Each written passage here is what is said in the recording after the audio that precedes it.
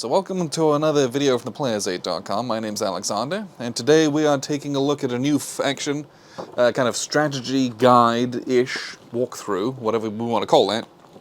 And today we're taking a look at the AUC.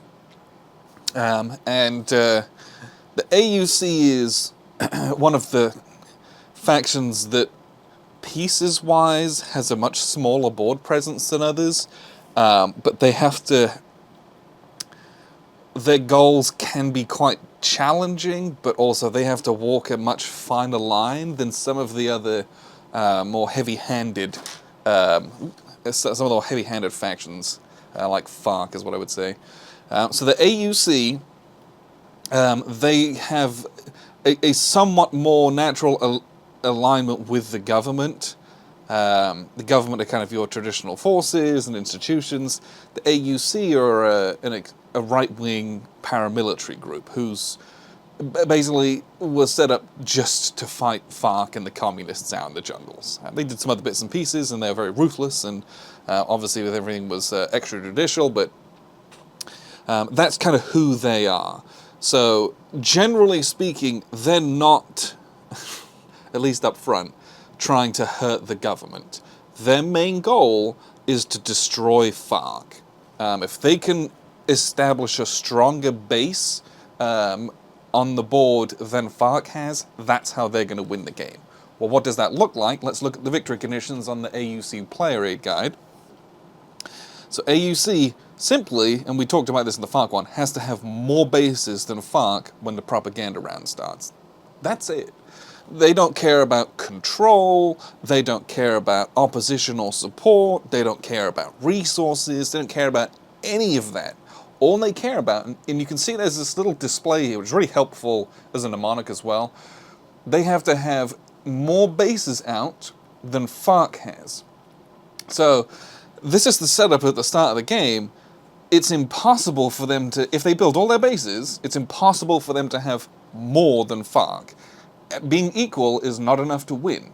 You have to have more than them. So not only is, especially early game, AUC is trying to rally as many guys as possible to build as many bases as they can, they also then really start hunting the FARC and going after their bases. And thematically and historically, it works really well. It's very interesting. But early on, the AUC is looking for opportunities to rally. Generally speaking, just so they can start getting more of these on the board, and that way when they can take out a base or two, there's actually like a real threat there as well. So the AUC starting position might look quite weak. They don't have a lot of pieces on the board, but with one or two rallies, it starts to look very different. It starts to look very, very strong. And there's a few different things that they can do. You have one base in Antioquia, and this one is going to be kind of a focal point of what you're trying to do. This is where a major base of operations is, and even going up here into Atlantico in Magdalena. So both of these areas, you'll see a lot of AUC action.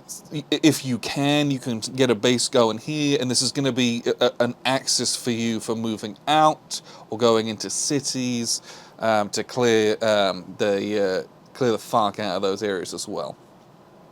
So what does a rally action look like? Well, rally can only be done in departments and cities without opposition. So obviously these guys are very much at odds with FARC. They're not going to just naturally find support and be able to recruit guys in areas that have active opposition. So things that they're looking to do early on is to rally.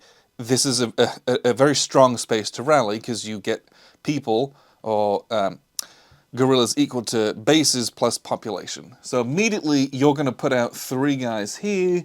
Most likely I would recommend putting another guy out here. And then you start to get into a few different options. You can either start, this is a few turns away, but start kind of putting guys in here.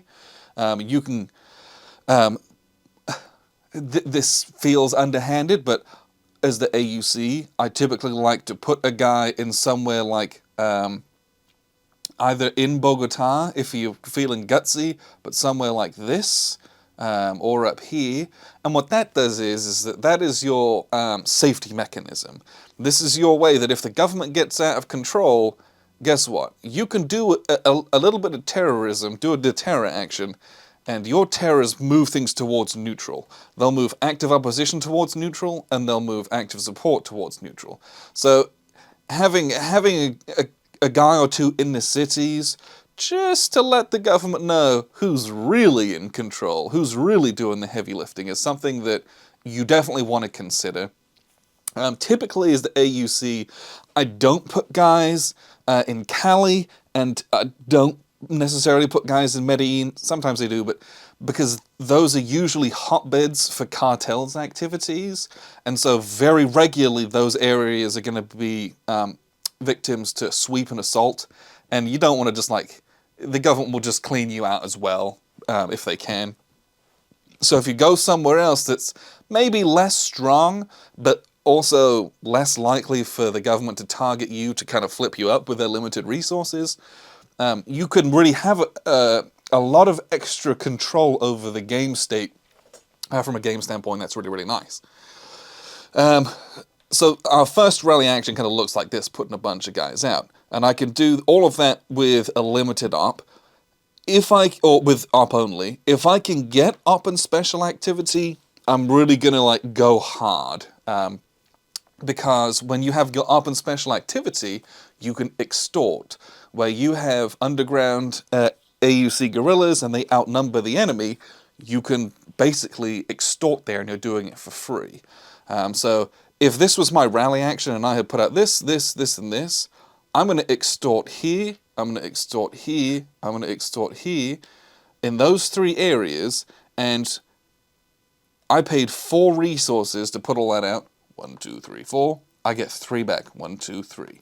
So really, I did a lot, and it didn't cost me anything. Looking for ways, using that extort special activity is your way to conserve resources. You only get resources equal to your bases. It is very hard for AUC to generate more money. There's a few cards that can do that, but conserving your resources, extorting where you can, is really, really, really strong. Another thing that you might look at, and you do have to be considerate of your pieces, is something that I consider doing, is that I will spend all my money, and I'll put out all of these, and I'll put out 1 each of these, and this is like first card of the game, because you can extort in all of these areas as well. So again, that was free to put those guys out. No one's going to pay attention to those guys. At worst, you're going to get 1 airstrike against you, but really government's not going to be doing that to you. And this is such a threatening position for cartels to start putting out their bases here. It also means that you can start putting bases out in the jungle. And if you can end up with a couple extra rallies of putting these bases out here, these are so hard for FARC to come in and take off of you. That's a big commitment of resources, all the while they're not doing what they're supposed to be doing. Because none of this is worth any opposition to them. So this is a dedicated thing that's really, you really push the FARC player to either say, come and get me to get my bases off the board. Eventually, you're going to build here, and eventually you'll probably end up with 1 up here. That's usually quite likely. That's a few turns down the line. FARC's trying to do all this stuff. All of a sudden, you're maxed out on bases now. And now, they've built a couple bases as well, most likely.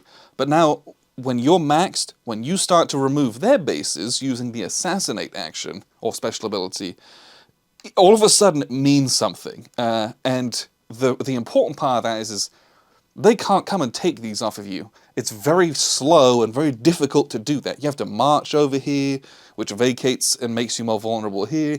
Then you have to have an op and special activity to effectively ambush 1 of these off the board. All the while you are saying, hey, I've got an op and special activity, I'm going to do an attack and an ambush. I don't have to roll, I just remove these out, and guess what? It places a guy as well. And all of a sudden, if one of my bases get removed, I'm just going to rally these guys and replace the base here as well. So, using the synergy of your special abilities, if you can get those to trigger, all of a sudden, you've removed 1 of their bases, you've quickly built another one out. All of a sudden, you're in a winning position now. and everyone else has to like desperately come and do things to you. But moving and trying to remove and dig AUC out of places is very slow and can be very, very challenging. But this is the kind of thing that you're looking to do in these games. It is more difficult for you to hurt the cartels. You can do it with that same kind of assassinate style action where you're going to flip a guy over for an attack and you're going to kill one base. And bases are a victory condition, but that's a bit slower than the government's eradicate action. But this is where you and the government need to team up, and you can help the government so they're not fighting the war on drugs on their own. You can, between an eradicate and a handy little assassinate action, all of a sudden, cartels not only don't have any bases on the board, so they're not getting any money, but they're also really far away from their victory conditions as well. So that's something to consider. It is very easy to neglect the war on drugs, but you can also contribute to that. But the reality is your job is to kill the FARC bases, and also keep the government in check. You can do a cheeky little car bomb in here. This goes down one, and all of a sudden, when the government was really struggling up here, they're going to go down one. You can be a real thorn in their side, which is historically kind of how it turned out when they unleashed the AUC. What happened afterwards was it was really hard to put the lid back on Pandora's box. So that's kind of a look at the kinds of things that you're looking for. You're a bit of a balancing force. You're trying to build your own stuff. You're trying to tackle FARC, and you're trying to tackle them with bases to help you, but you can also very easily do some terror to neutralize opposition to keep them out of victory points. You can terrorize support to get the government out of victory points. And again, it's a bit more difficult for you to affect the cartels, but you can do a little bit, and you can contribute to that. The other thing that you might look at is it's really like assassinating their bases, or ambushing their bases is what I should say. And that way you're gonna remove those where they might, because they're gonna put out a ton of bases and they're gonna be pretty vulnerable. If you can start by putting these kinds of things out, you prevent them from putting bases out, but also those vulnerable bases, you're the only person who can go out there and really do it because you're already there. So that's a look at some things that you can consider. There are some very strong cards for AUC, but there's also a bunch which are kind of like, okay, I'm just going to use this for initiative. But there's these cards where you can shift a non-opposition city to active support government resources +3. Well, this is my card. Why would I do that? Well, if it's non-opposition city, so if we've got something that, for example, like Cali, we can bump that to support to help the government, give them some money, because we need the government to like do the legwork whilst we are kind of the tip of the spear and do some of the precision work. Or you can shift a city from support to neutral if the government's getting too big for their boots. Like, you can do kind of either of those options. Again, there's a lot of balancing that you get to decide as the AUC of kind of how things play out. There's a lot of kind of undoing of things. This is a very intense card. You very desperately want to get this away from people, because permanently losing 3 AUC guerrillas back into the box is a huge deal. If you have fewer pieces on the board, you will feel it. So this is something to pay attention to. Do not let anyone take this, or you take it, because place an AUC guerrilla and base in any department is really strong, because that's like 2 turns worth of rallying, and now you don't got to do that. That was free.